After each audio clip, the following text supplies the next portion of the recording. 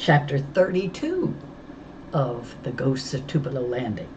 This chapter is called True or False? "Arrest me!" I cried. "For what?" "Whatever it is, Mo didn't do it. Plus she has an alibi," Dale said. I brain scanned the last few days, searching for crimes. Dale glared at Detective Starr. "Besides, you can't go around arresting kids." "If Mo didn't do it, he did," Red Baker said, pointing at Harm. "One of these little bandits took my blueprints, and I know it." Harm went pale around the gills. So Harm did take those blueprints. To my relief, Detective Starr turned on Red Baker. "Now you're saying one of them has your blueprints?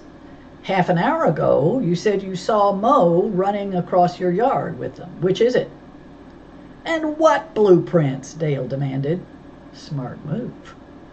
Would Mr. Red actually accuse me of stealing his moonshine map in front of a lawman? "You know what I'm talking about," Mr. Red shouted, flushing beneath his stubble. "My blueprints." "Blueprints of what?" I said, innocent as rain. "You mean a map? A map from where to where?" He clamped his mouth shut, and I smiled. Starr took out his notepad. "According to Mr. Baker's statement, someone slipped through his bedroom window last night, jimmied the lock on his dresser, and stole the blueprints." I glimpsed the desk out of the corner of my eye. Crud. Miss Rose's tiny screwdriver lay there bold as day. That's why Harm had it in his pocket. He broke in and jimmied that lock. I looked away. "So," Dale said, "what's that got to do with Mo?" "I dusted Mr. Baker's dresser for fingerprints. Found a couple kid-sized prints." Fingerprints? I tried to remember what I'd touched. The blueprints for sure.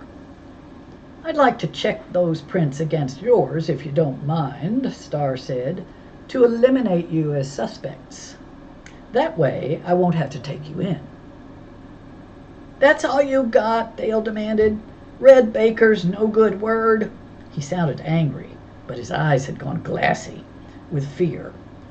Dale getting fingerprinted would break Miss Rose's heart. Harm shoved his hands in his pockets. "You'll find my prints all over that house," he said. "I used to live there. You'll find Mo's and Dale's, too. I showed them around the first time they came to make them feel welcome." "It's a social skill," Dale explained. "Dale's prints might be in Red's room, but I'll bet money you find Mo's. She picked up everything in sight. You know how she is," he said. What was that supposed to mean? But like Miss Lana always says, any port in a storm. "Harm's right," I said. "Picking up things and setting them down is a habit I got." "A bad habit," Dale said, his voice stern. "Very bad." Starr wavered. I took a chance, a big one. The desperados always cooperate with fellow law enforcement. "Go ahead," I said, holding out my hands. "I've been hoping to see your fingerprint kit. We're thinking of ordering one, aren't we, Dale?" "Yes," Dale said, looking totally baffled. "I feel that could be true." Starr squinted at me and then at Mr. Red. "Mr. Baker, did Harm have access to your room? Did these two visit your home?" Mr. Red scowled. "I wish you'd told me earlier," Starr said, closing his notepad. "It would have saved me tracking these kids down." "These scoundrels robbed me," Mr. Red snarled. "Do your job, confound you." The pulse on Starr's forehead jumped. "Mr. Baker, these kids could worry the bark off a tree, but I don't appreciate you calling them names." "Thank you," I said, very dignified. "Do you kids have Mr. Baker's blueprints?" Starr demanded.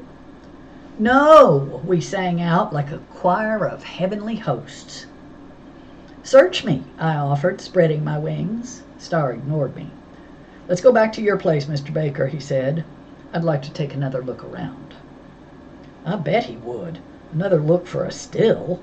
Mr. Red seemed to have the same idea. "Forget it," he said. heading for the door. "I'll handle it myself." "Fine, but stay away from these kids," Star said. Like I said, Star secretly likes us. Detective Starr stood by the window watching Red Baker stomp across the yard. "Stay clear of him," he said, putting his notepad back in his shirt pocket. "You wouldn't know anything about his still, would you?" he asked. "No," I said. Unfortunately, it was true. I was beginning to wonder if we'd ever get another break on Harm's case. "If you hear anything, let me know," he said. "I'm offering a reward." "A reward?" Harm said. "How much?" Star smiled the way Dale smiles when he hooks a fish. $500 for information leading to an arrest." $500 American? I said, my heart pounding. "Any thoughts you'd like to share?" Star asked, clicking his pen. "No, sir," Harm said. Dale and me shook our heads. Star handed Harm his card. "Call if you think of anything." We trailed him to the porch and watched him climb into his dirt-colored Impala. "That's a lot of money," Harm said as Star pulled away. "Hope it's not enough to give you any ideas." "I'm blank," Dale said. "The desperados never turn their back on a client," I told him. "Besides, he gave the card to you, not us."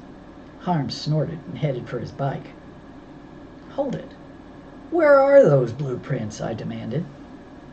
He threw his leg across the seat and studied us like he was balancing an equation. "I hid them in Miss Thornton's garage early this morning. Sorry I didn't make it back to your place by sunrise, Dale. Red surprised me and I had to hide." "That's okay. I left Mama a note for both of us," Dale said. "You better keep those blueprints hid or else get rid of them, Harm Crenshaw," I said. "Star won't give up as easy as he pretends he will." "Neither will Red," he said. Early that afternoon we snuck around Grandmother Miss Lacey's house, past the Buick, to the old garage nestled in her juniper grove. Harm unfastened the door's clasp, and it squawked open. "Shh," I whispered. "Grandmother Miss Lacey's napping."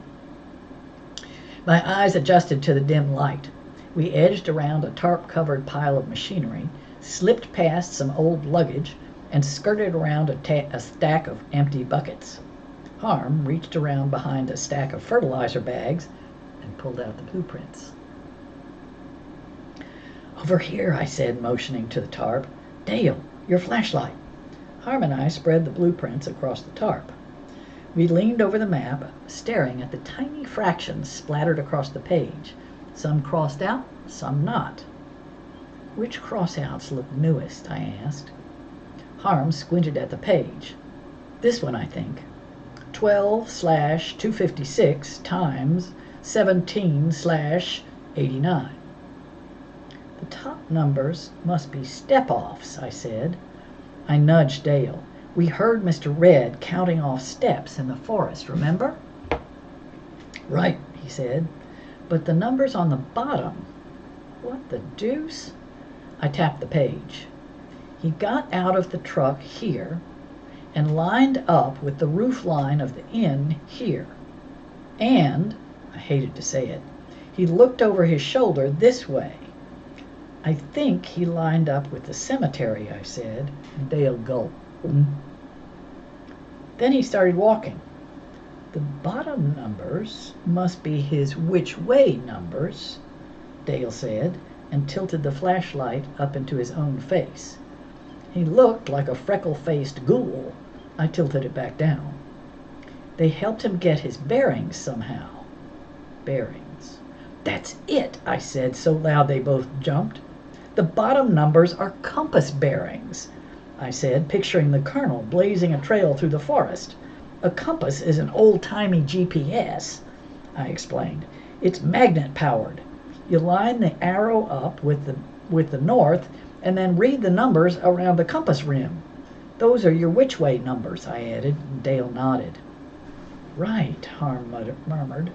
"Red keeps a compass lying around. These aren't fractions, they're locations. You step it off and dig." Dale whistled. Each number's a money jar? No wonder he called a lawman. Mr. Red's rich, if he can dig up his bank account. He studied Harm. Why'd you take it? He asked. For the money? I never figured you for a thief. The words stretched between them, flat and sad.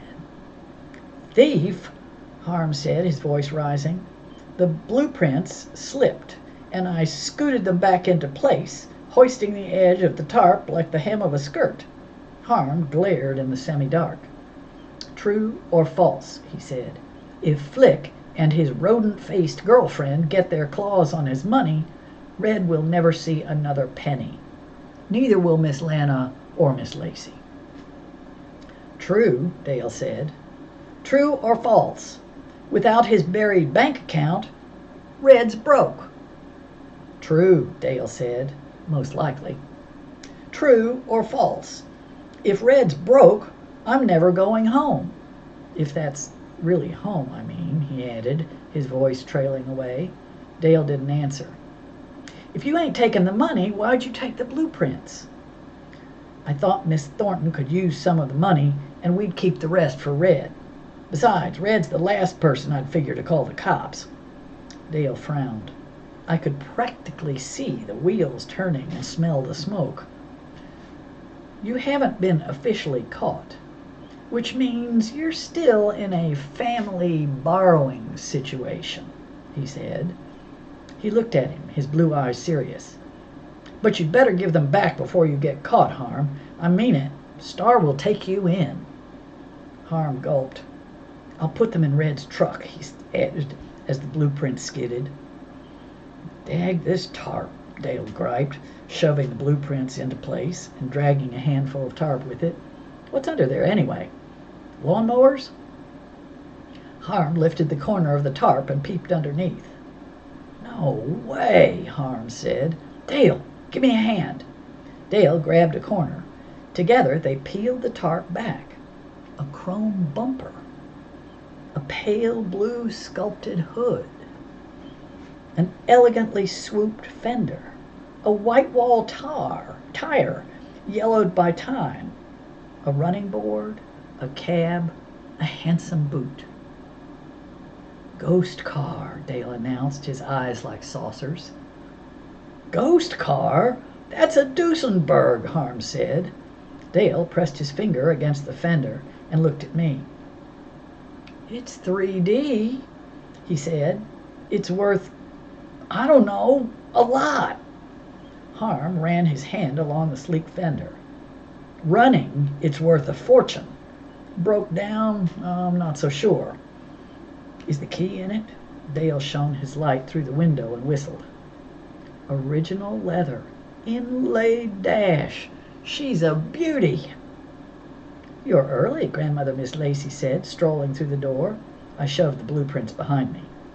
I see you found Father's car. Does she run? Dale asked. I doubt it, she said. It's been here for years. It reminded me so much of Father I just couldn't part with it. The rakes are over here, she said, edging past me. I turned like a rotisserie chicken as she passed, keeping the blueprints hidden. Miss Thornton, Harm said, this is a Duesenberg. I know, dear, a 1933 Model J. Father told me 1,000 times. Do you know what it's worth? He asked. She turned to him, and I shoved the blueprints behind a cobwebby trunk. Value's relative, dear. It's worth the world to me because Father loved it. But in dollars? I'd have to pay somebody to haul it off, I imagine. Harm's mouth fell open. So did Dale's. It wasn't a good look. Miss Thornton, Duesenbergs sell for real money, Harm said. Tens of thousands of dollars, maybe, Dale added. Or more. Way more. Especially if they run. Do you think so? She said, her hand fluttering to her throat. I know so, Dale said. Dale's people know cars, I added. She sat down on the old trunk. Thank you, Father, she whispered, and blinked back quick tears. Perhaps we should have an expert look at it before we get too excited, she said. Lavender, I told her. He'll know what to do. And that's the end of chapter 32.